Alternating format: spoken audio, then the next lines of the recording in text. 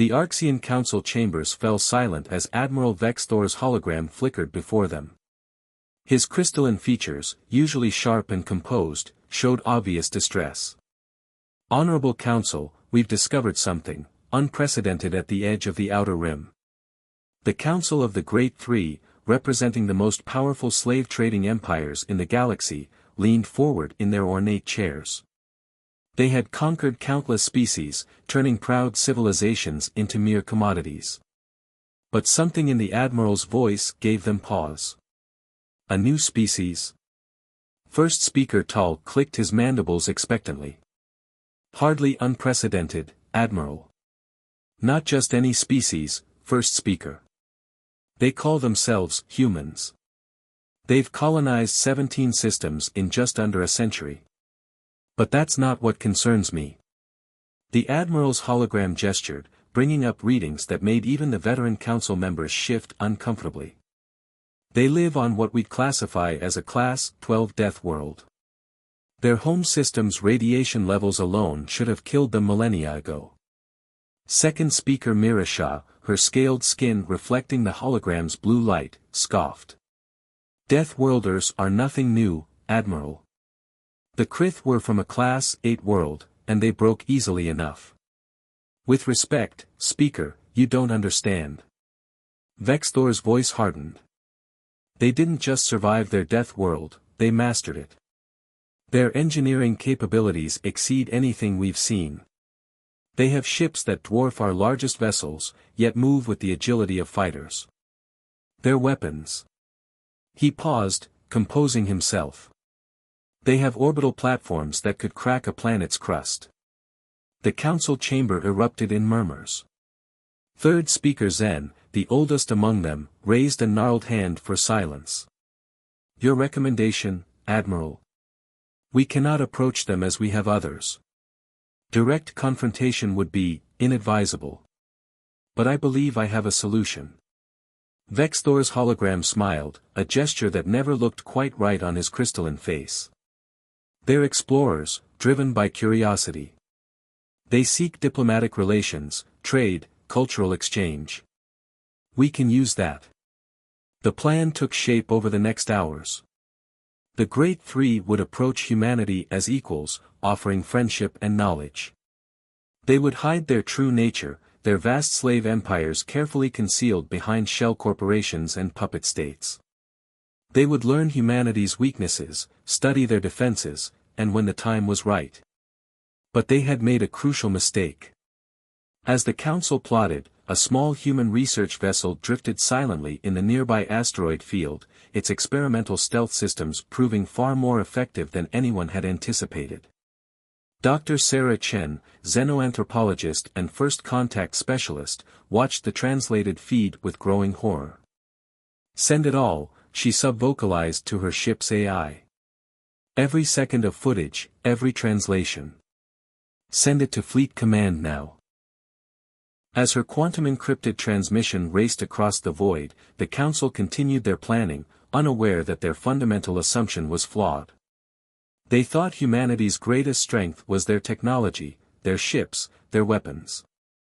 But humanity's true power lay in something the Great Three had forgotten after millennia of unchallenged dominance: the ability to unite against a common enemy.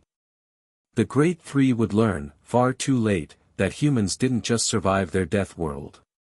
They had thrived there because they learned to work together, to protect their own, and to fight with everything they had when threatened.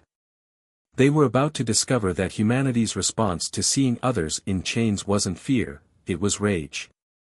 The game was already changing, but only one side knew it. As Dr. Chen's ship quietly slipped away from the Council system, she sent one final message to Earth: Protocol Omega. "They're slavers. All of them." In the months that followed, the Great Three would execute their plan perfectly. Their diplomats would arrive with gifts and promises. Trade agreements would be signed. Cultural exchanges would begin. And humanity would smile, and nod, and build their warships in secret. Because if there's one thing humans had learned on their death world, it was patience. The Great Three thought they were setting a trap. They didn't realize they were walking into one.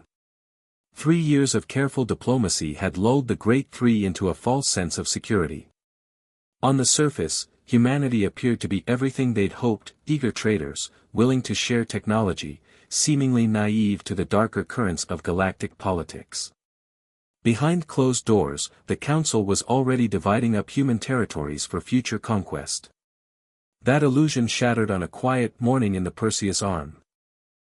The Arxian slave transport, Silent Prophet, dropped out of hyperspace near the small human mining colony of New Adelaide. Their intelligence suggested minimal defenses, a perfect target for their first test of human resistance.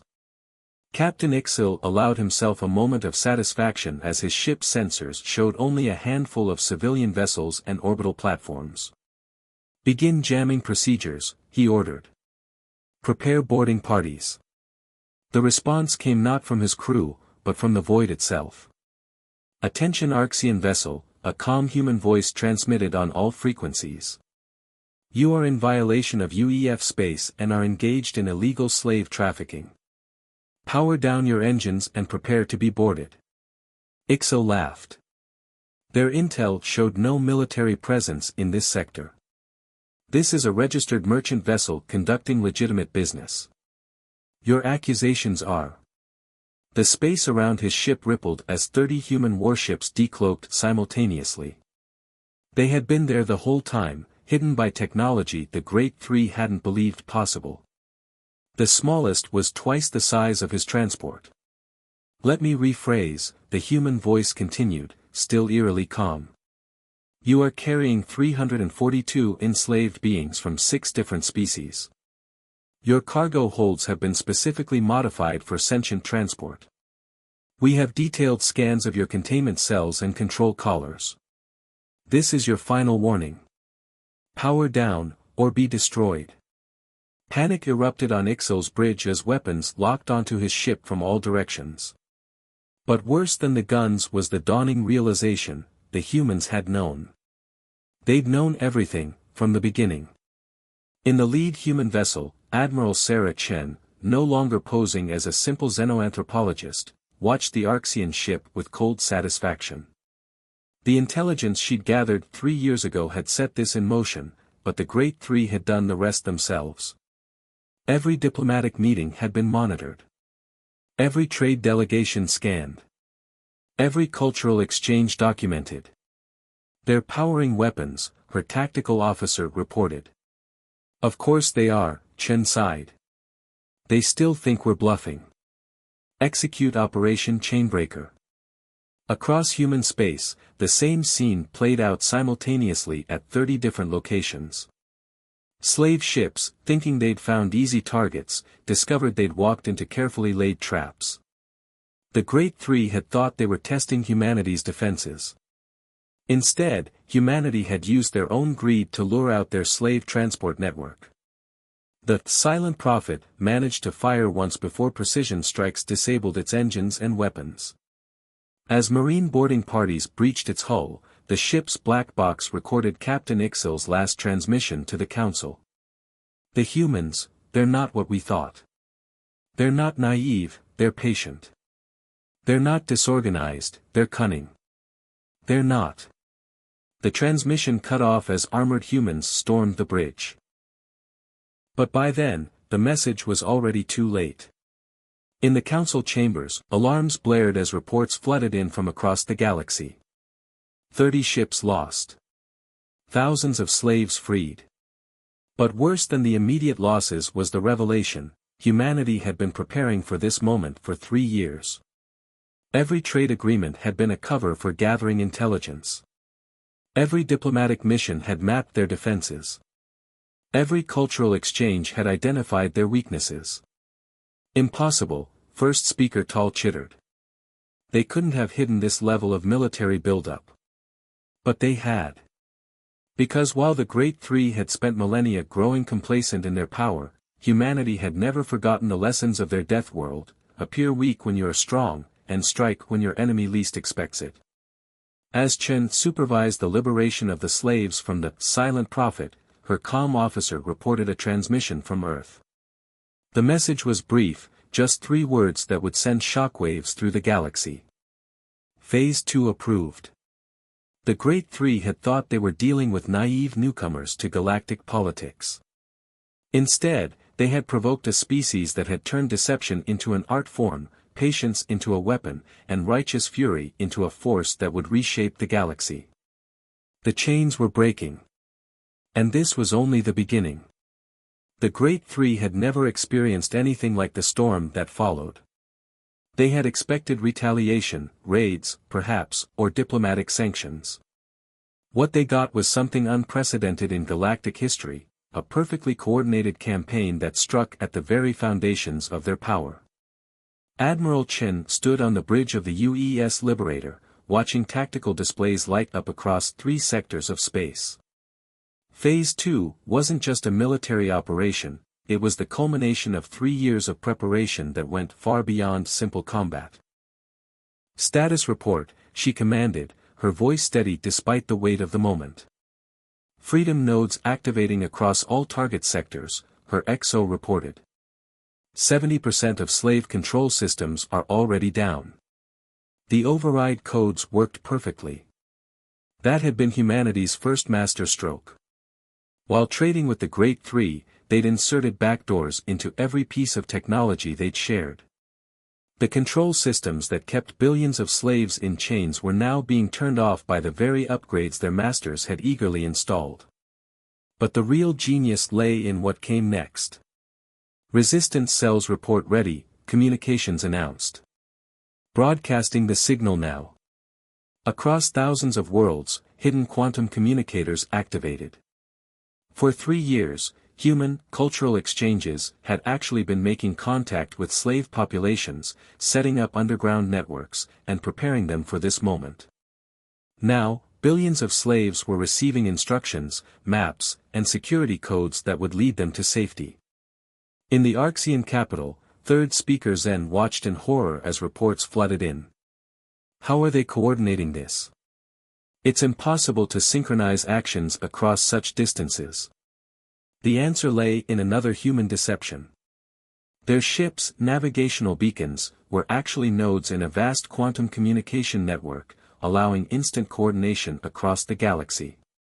The Great Three had approved their installation themselves, thinking they were helping humanity navigate their space more easily.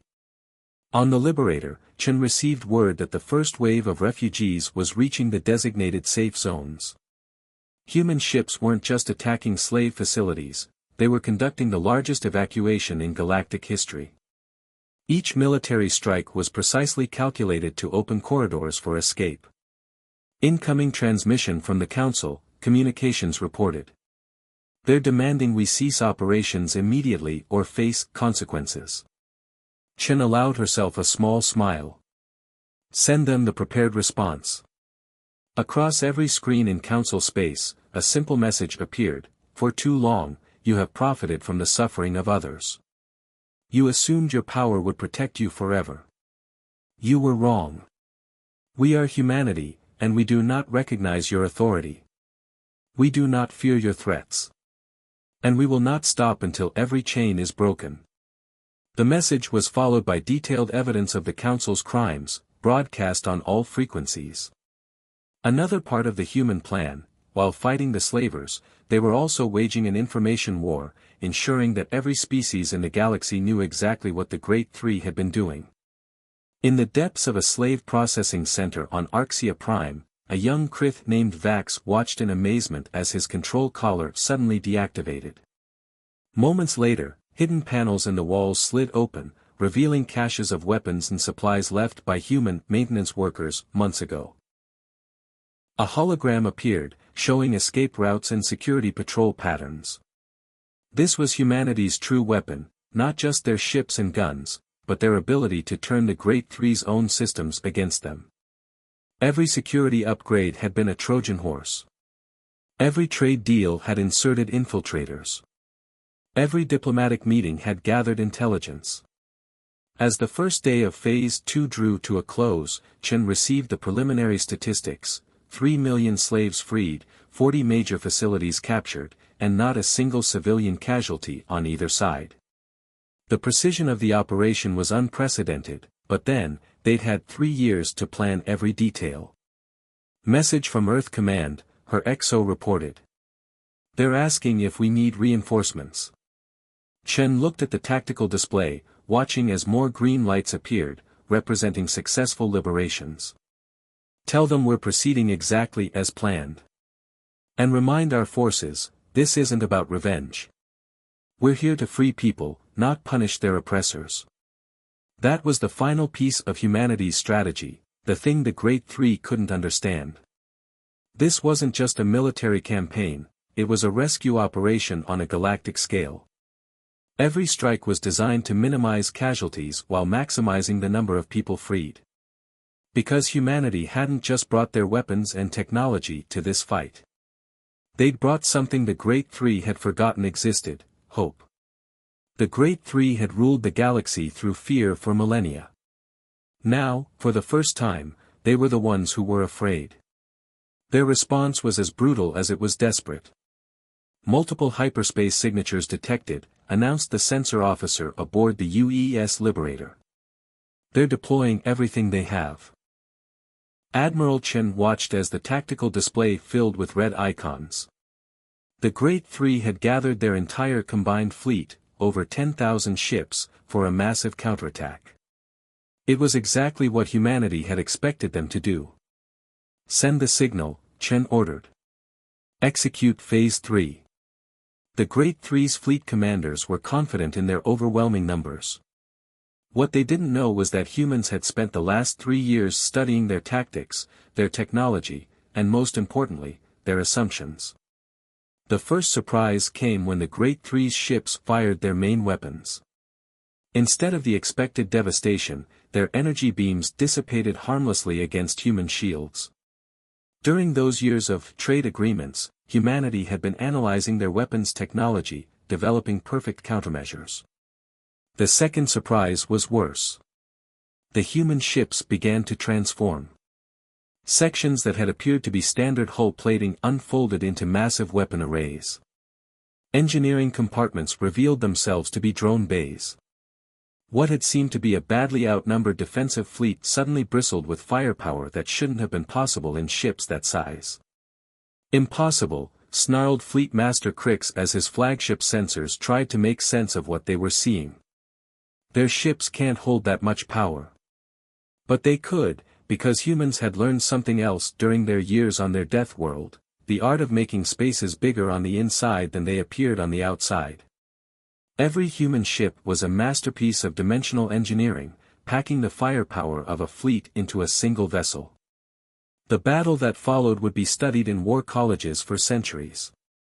The Great Three's numerical advantage meant nothing against an enemy that could predict their every move. Humanity hadn't just prepared countermeasures, they had redesigned space combat itself. Human ships moved in ways that defied conventional physics, using gravitational manipulation technology that the Great Three had dismissed as theoretically impossible. Their weapons struck from angles that shouldn't have existed, exploiting dimensional principles that their enemies had never even considered. But the true genius of humanity's plan wasn't in the fighting at all.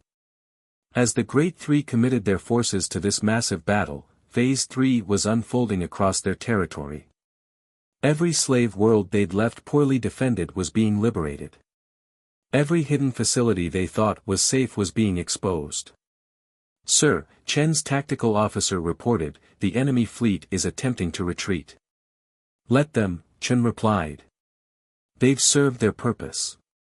The Great Three had fallen for the oldest trick in human military history, when your enemy expects you to defend, attack.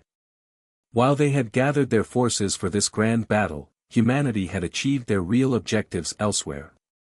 In the council chambers, the truth finally dawned. They had been outmaneuvered on every level. Their military might, the foundation of their power, had been turned into a liability. By committing their forces to this doomed assault, they had exposed themselves everywhere else. But even now, they didn't understand the full scope of humanity's plan. As the battle ended, Admiral Chen received a message from Earth Command, Phase 4 authorized. May God have mercy on their souls. The Great Three thought they had just lost a battle. They didn't realize they had already lost the war. Because humanity's greatest weapon wasn't their technology, their tactics, or even their ships. It was their ability to think in ways that their enemies couldn't imagine. The storm wasn't ending. It was about to reach its true fury.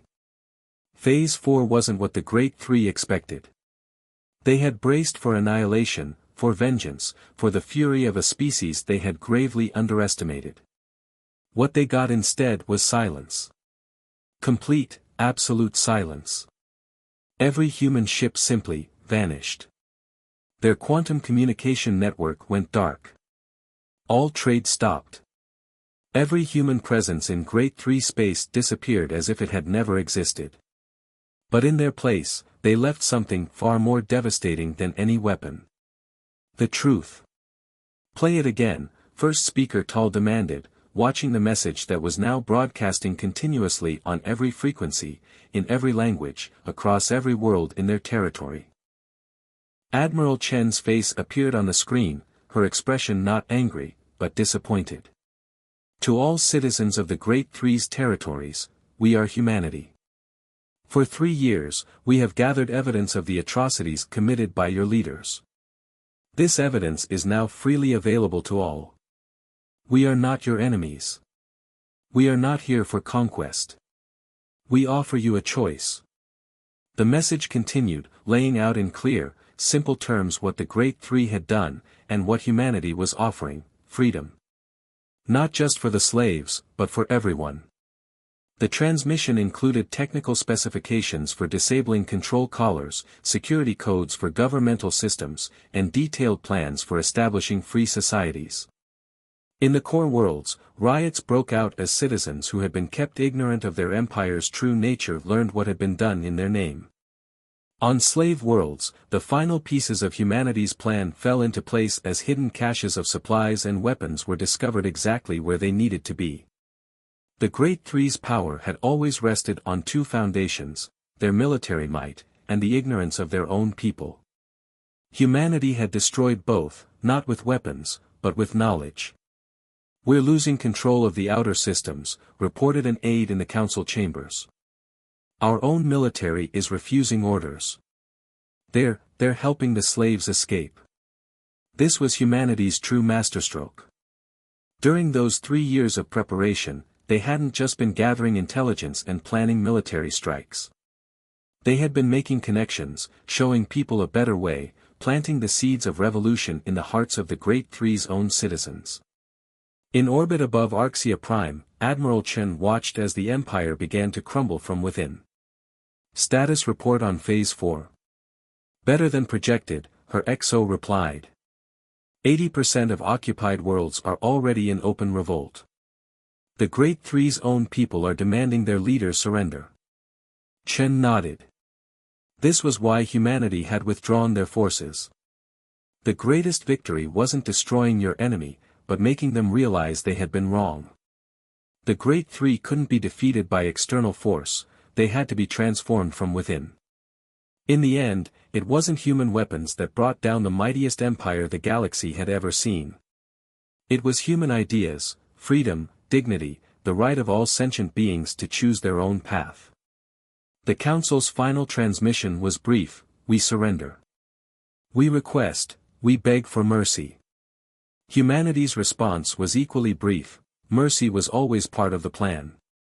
In the years that followed, the galaxy would be transformed. The Great Three's territories became a federation of free worlds. Their technology, once used for oppression, was repurposed to heal and build. Their people, freed from the lies they had been taught, worked to make amends for their past.